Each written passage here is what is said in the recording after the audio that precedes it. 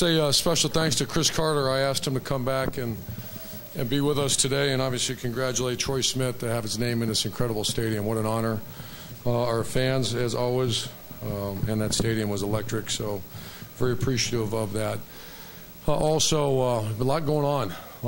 We have a young man that's missing, Costa. Our prayers and thoughts for him and his family, have him return home safe.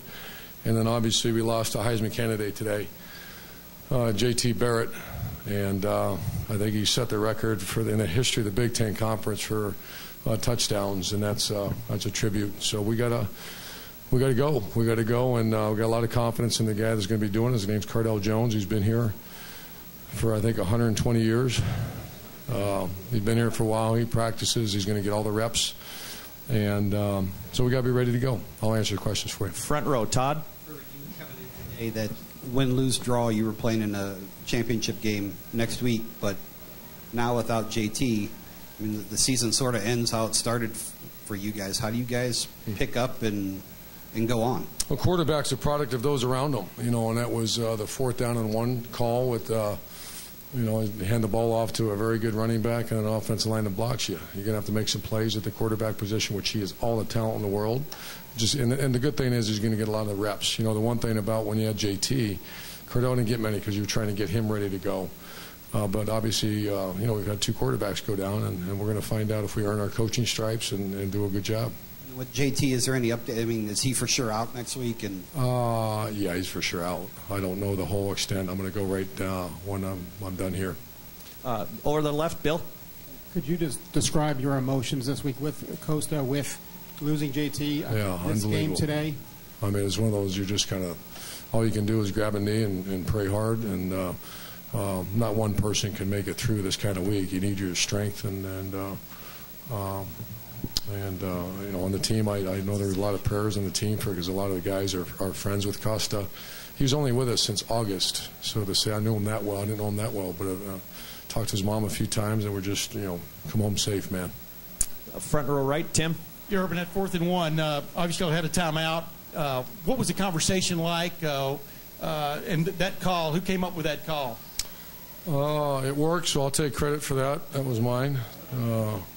It was we gave them a little set that we haven't been in before with the 2 backs in the backfield and a little motion over the top to try to hold the backers because their backers are so downhill. And I simply asked our offense line coach, and very charismatically, can we get it? And without hesitation, he looked me right in the eye and said we can.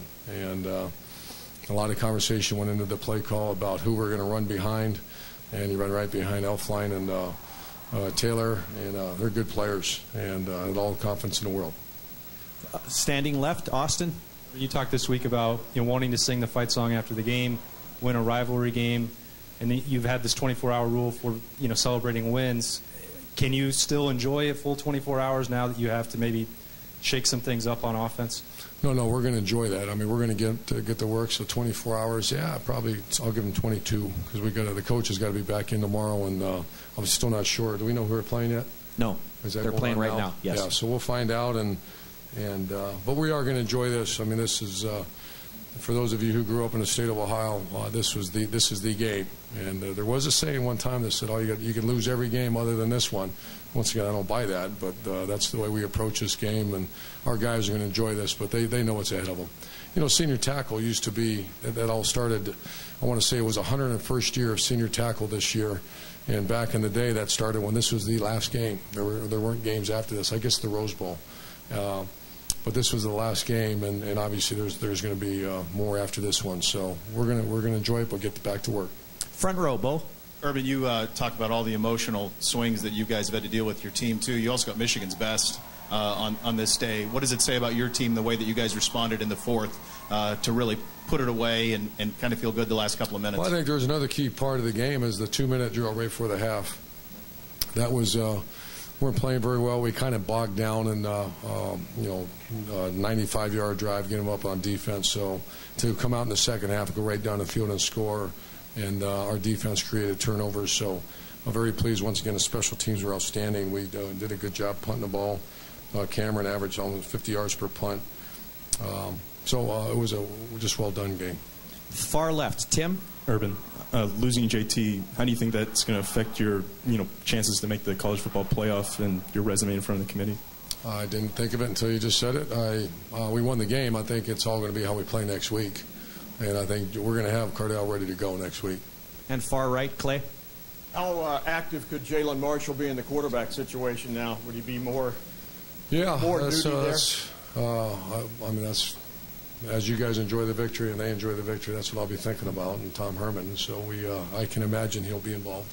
I'm told you're the first guy to 3-0 in his first 3 games against Michigan since the mid-30s. Proud of that, I assume. We'll take that as a coaching staff and as a team. That's a hell of an honor. And last 2 questions. Far left, Doug.